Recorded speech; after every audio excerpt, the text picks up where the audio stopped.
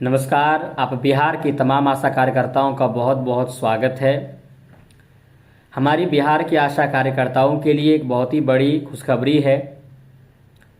सदन में आपके जो नेता हैं यानी शशि यादव, उन्होंने सदन में जो बकाया राशि है, हमारी बिहार के आशा कार्यकर्ताओं की जो बकाया राशि है, जो कई महीनों से सरकार ने रोक कर रखी है, उसके बारे में शशि यादव ने जो है सदन में बहुत बड़ी बात कही है।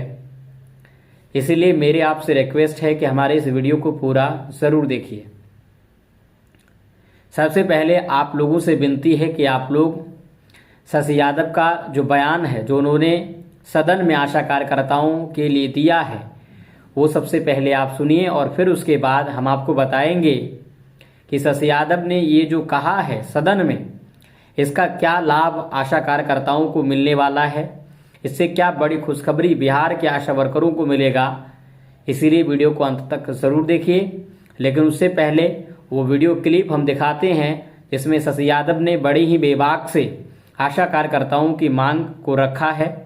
यानी आशा कार्यकर्ताओं की बकाया राशि को लेकर के उन्होंने नीतीश कुमार जी के सामने जो है, नीतीश कुमार जी भी थे, हमारे बिहार के जो भावी उप मुख्यमंत्री हैं यानी सम्राट चौधरी जी, वो भी थे, और बाकी जितने भी जो है मंत्री थे, तमाम मंत्रीगण वहाँ पर बैठे हुए थे।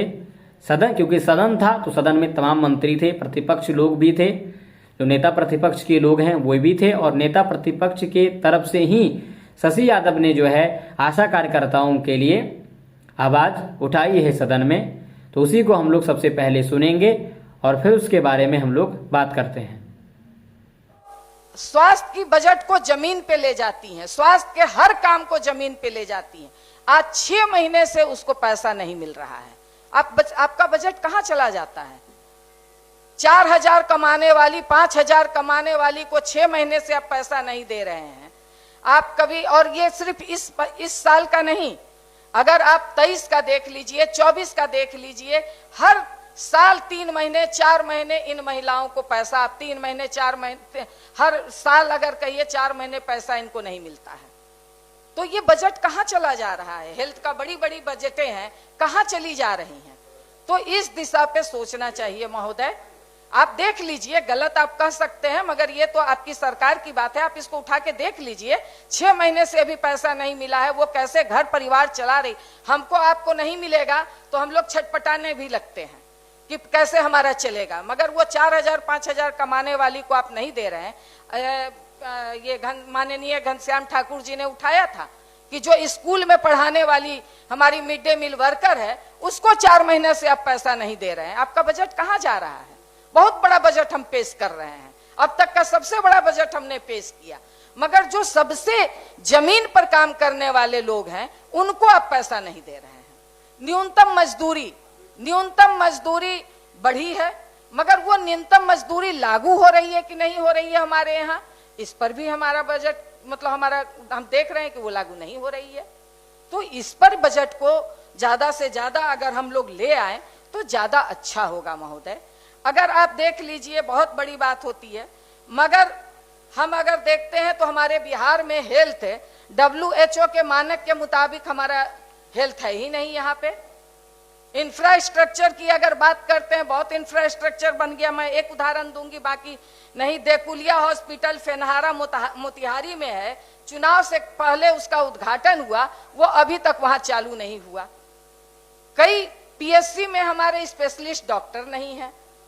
आपके पास इंफ्रास्ट्रक्चर है, मगर अगर गांव में, अगर आप कह लीजिए सारे लोग PMCH आ जाएंगे, सारे लोग एम्स आ जाते हैं, सारे लोग IGIMS चले आते हैं, अगर गांव में आप वो PSC पे सुविधा उपलब्ध करा दीजिए, CSC पे सुविधा उपलब्ध करा दीजिए, तो वो ज्यादा बेहतर होगा। मगर आप इसमें इतना इन्वेस्ट कर रहे हैं, मगर ये सुविधाएं नहीं मिल रही है, विशेषज्ञ डॉक्टर नहीं है। अगर दवा के नाम पे हमारे प्रधानमंत्री जी बड़ी बात कर रहे हैं कि हमने जेनरिक दवा हम दे रहे हैं, मगर मुझे बता दीजिए कि आपके कितने डॉक्टर जेनरिक दवा लिखते हैं? जेनरिक दवा लिखते ही नहीं है। सब ऐसे ऐसे दवा लिखते हैं कि जो अस्पताल में नहीं मिलते, प्राइवेट से उनको लेना पड़ता है। आप बात करते हैं कि भाई हम बहुत दवा दे रहे हैं, मगर आप उठा करके देख लीजिए दवा का रेशियो, पर्ची, ये तो हम लोग देखते हैं आए दिन। मंत्री जी भी हैं, ये हमारी बहनों को, मुख्यमंत्री जी भी हैं कि हमारी बहनों को जो 6 माह से पैसा नहीं मिला है, आपका सबसे बड़ा बजट है। कभी स्पर्श पोर्टल के नाम पे केंद्र सरकार से पैसा मांगा जाता है, वो जो हमारे यहाँ राज्य स्वास्थ्य समिति, इतना बड़ा हाथी आप बना करके रखे हैं, वो राज्य स्वास्थ्य समिति के जो अधिकारी और पदाधिकारी हैं वो क्या कर रहे हैं, इस पर थोड़ा सा विशेष गहन और ध्यान दीजिए।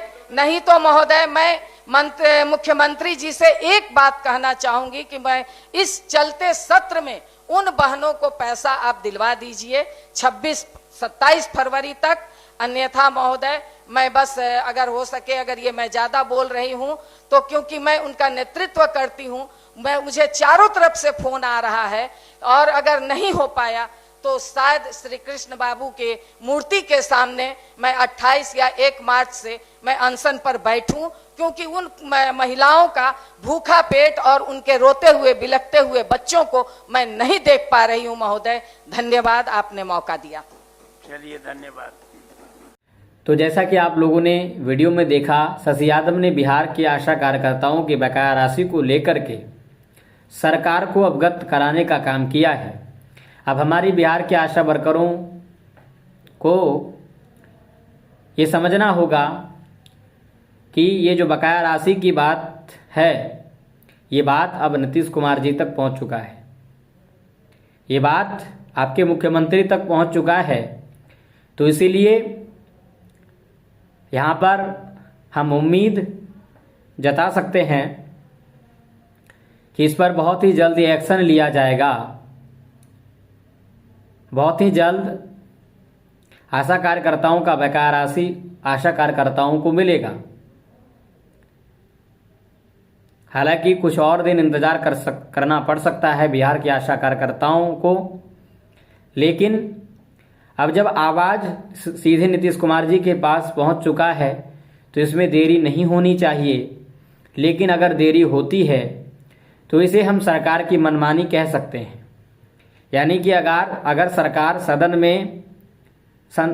के जो नेता प्रतिपक्ष हैं, यानी शशि यादव के द्वारा अगर ये संदेश उनको मिला है और उस पर यदि वो ध्यान नहीं देते हैं, इसको जल्दी से इसका समाधान नहीं कराते हैं, तो ये सरकार की मनमानी को दिखाता है।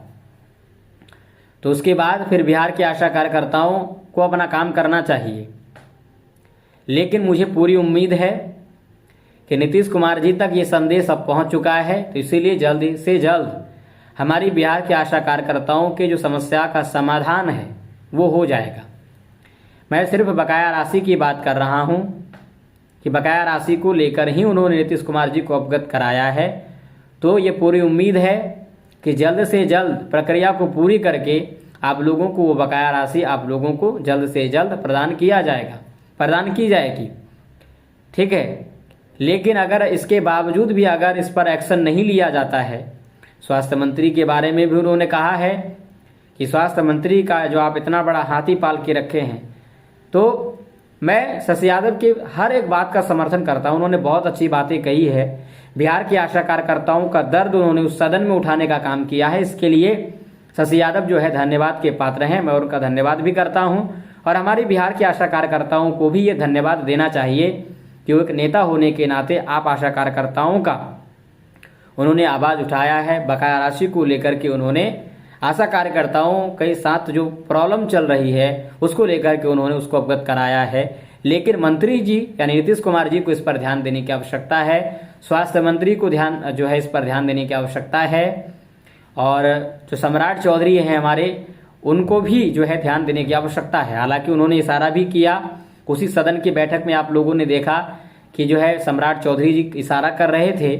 तो इससे हम उम्मीद जता सकते हैं, उम्मीद लगा सकते हैं कि हमारे बिहार के आशा कार्यकर्ताओं का जो बकाया राशि है वो जल्द से जल्द उनको मिलेगा। तो इसी आशा के साथ हम इस वीडियो को यहीं पे समाप्त करना चाहते हैं और एक खास संदेश आप सभी तक जरूर पहुंचाएंगे हम कि 12 फरवरी को होने वाले उस आंदोलन में आप सभी को जरूर हिस्सा लेना है, क्योंकि यह आपका आंदोलन है। क्योंकि इसमें सिर्फ आप बिहार के आशा वर्कर नहीं, हमारे पूरे देश भर की जो आशा कार्यकर्ता बहनें हैं, वो तमाम आशा कार्यकर्ता बहनें उसमें भाग ले रही हैं, जिसमें आपको भी भाग लेना है। तो इसीलिए ये संदेश, हमारे संदेश को आप तमाम आशा कार्यकर्ताओं तक पहुंचाइए कि 12 फरवरी को उस आंदोलन में अपनी भागीदारी जरूर देनी है, क्योंकि आप अधिकारों के लिए लड़ रहे हो, आपके अधिकारों के लिए वो लड़ाई चल रही है। तो 12 फरवरी को देशव्यापी हड़ताल को सफल बनाने के लिए आप अपना योगदान जरूर दें। आप हर तरह से प्रयास करें, अपने आसपास के आशा बहनों को भी इस लड़ाई में शामिल होने के लिए प्रेरित करें, ताकि सरकार का ध्यान आशा कार्यकर्ताओं की तरफ आकर्षित किया जा सके, ताकि सरकार आशा कार्यकर्ताओं पर ध्यान दे। इसके लिए आप सभी को संगठित होना जरूरी है और आप सभी का सहयोग सबसे ज़्यादा जरूरी है। तो इसलिए आप सभी लोग अपना सहयोग ज़रूर दें। फिलहाल चलिए आज की इस वीडियो में इतना ही। अगर आपको हमारी वीडियो अच्छी लगी है तो प्लीज़ हमारे वीडियो को लाइक करिए, शेयर करिए, चैनल पर नए हैं तो प्लीज़ सब्सक्राइब करिए। Thank you.